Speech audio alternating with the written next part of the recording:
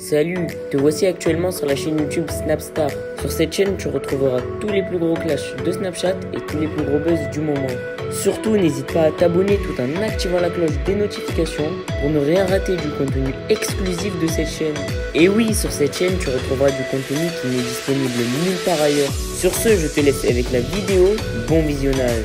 Comme vous avez pu le remarquer en regardant le titre et la miniature de cette vidéo, aujourd'hui nous allons principalement parler du loup de la street et de Poupette. Vous devez certainement tous la connaître, Poupette c'est une influenceuse très réputée et le loup de la street c'est l'ami de Booba. Comme vous le savez, il y a quelques jours Poupette a fait son grand retour sur les réseaux sociaux et elle a annoncé qu'elle vendait des abayas à 130 €. Dans cette vidéo, le loup de la street est très remonté contre elle et il a enfin pris la parole pour la dénigrer. En effet, il pense clairement qu'elle utilise la religion pour pouvoir vendre ses produits. Je vous laisse sans plus tarder avec sa prise de parole et pensez à nous suivre sur TikTok, le lien est dans la description de cette vidéo.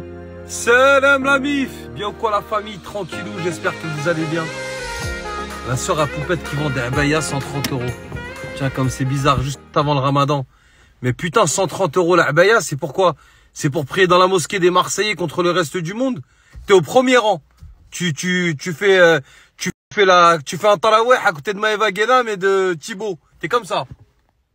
Bien ou pas la abaya? Si c'est pour aller dans cette mosquée-là, ouais. Franchement, ça vaut le coup. Et là, j'étais en train de répondre un peu aux gens qui me suivent sur Snap.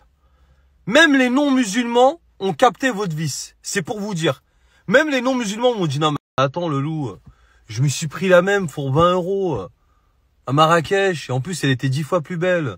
Et 20 € avec les babouches. Pour te dire. Même eux, même les non-musulmans, ils rentrent plus dans votre vice. C'est quand même extraordinaire, non? Et un autre petit message pour les gens qui essayent de faire de l'argent avec l'islam en 2023 ou avec la religion. Parce qu'ils veulent prendre exemple sur des gens qui ont réussi dans ce domaine-là. Mais le problème des gens qui ont travaillé avec le halal, avec des pratiques en rapport avec la religion, en vendant des vêtements, de la viande halal, du miel, ce que vous voulez. Le problème, c'est qu'il y a 10 ans, 15 ans, ces gens-là étaient sincères. C'est des gens qui sont repentis, qui avaient une vie avant, qui sont rentrés dans la religion, qui se sont dit, voilà, je vais faire ça, c'est en rapport avec ma religion, ça va me permettre de garder ma foi et je vais être en rapport avec des musulmans. Ils n'ont pas fait ça pour gagner de l'argent, eux. C'est pour ça qu'ils ont la baraka. C'est pour ça qu'ils ont avancé dans leur vie. Parce qu'à la base, ils sont partis nia. Ils sont repentis, ils se sont dit, ouais, je vais essayer de bosser là-dedans. Inch'Allah que ça marche, tu vois. Mais ils ne sont pas dit, ouais, je vais faire des stocks, je vais envoyer des sites internet, je vais tout casser. C'est la différence entre vous et eux. Eh oui, la famille, c'est une réalité. Les gens, avant, ils essayent de cibler une communauté musulmane pour être en adéquation avec leur religion, avec leurs pratiques, côtoyer des musulmans comme eux. Tout bonnement. Vous, maintenant, vous ciblez des musulmans pour l'argent. Uniquement pour l'argent. Et rien d'autre. Il n'y a ni religion, ni walou. C'est vraiment pour faire de l'oseille. Malheureusement, ça ne peut pas marcher comme ça. Ça va peut-être marcher 1 mois, 2 mois, 3 mois, tu vois. Mais sur du long terme, c'est mort. Les gens s'aperçoivent de la supercherie vite fait, bien fait. On voit que vous ne faites absolument ça, pas ça pour les musulmans, pour aider qui que ce soit. Vous êtes juste là pour cibler la communauté musulmane, vous remplir les poches et aller vivre à Dubaï. Mais ça, malheureusement, on l'apprend de plus en plus. Et oui, la famille, même les commerçants musulmans, il y a 10 ans, 15 ans, quand les premières sandwicheries halal, elles sont arrivées.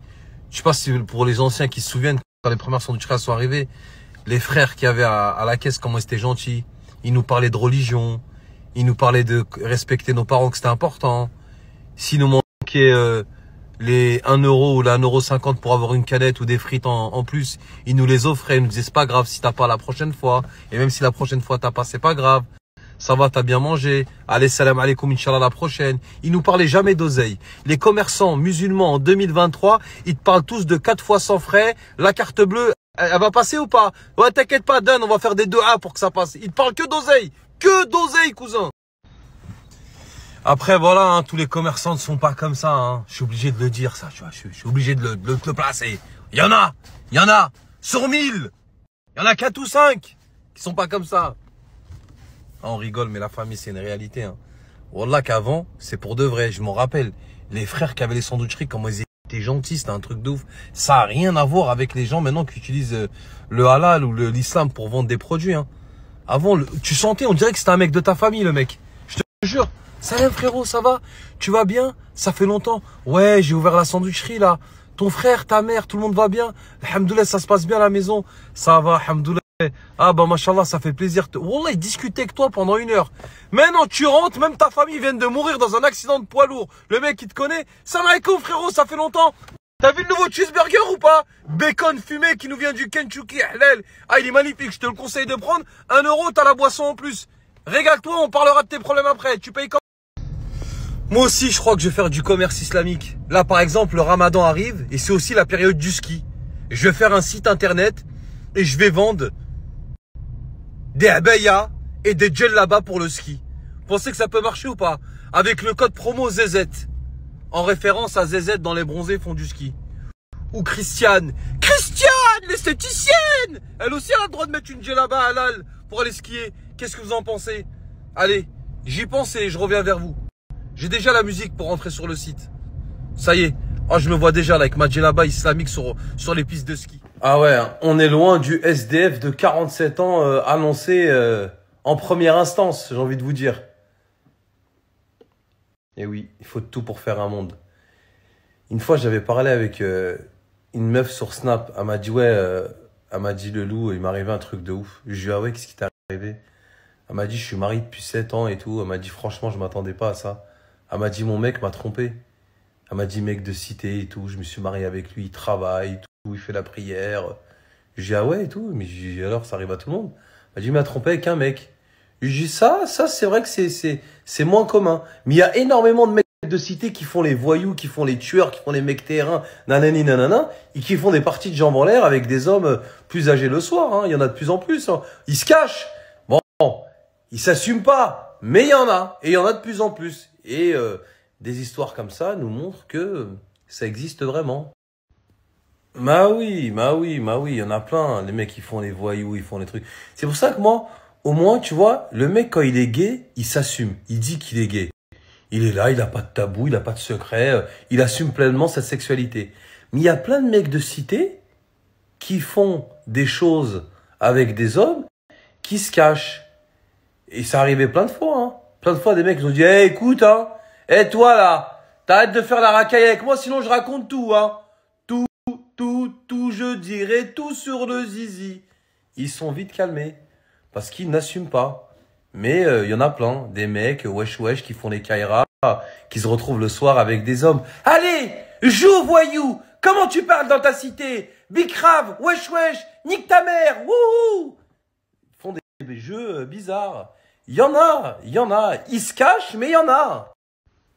Moi, je kiffe des fois quand il y a des embrouilles sur les réseaux sociaux et que le mec, tu sais, il y a une embrouille et dans l'histoire, il y a un des deux mecs qui est gay. Mais le mec qui est gay, il s'assume, lui, il sait qu'il est gay, il en a rien à foutre.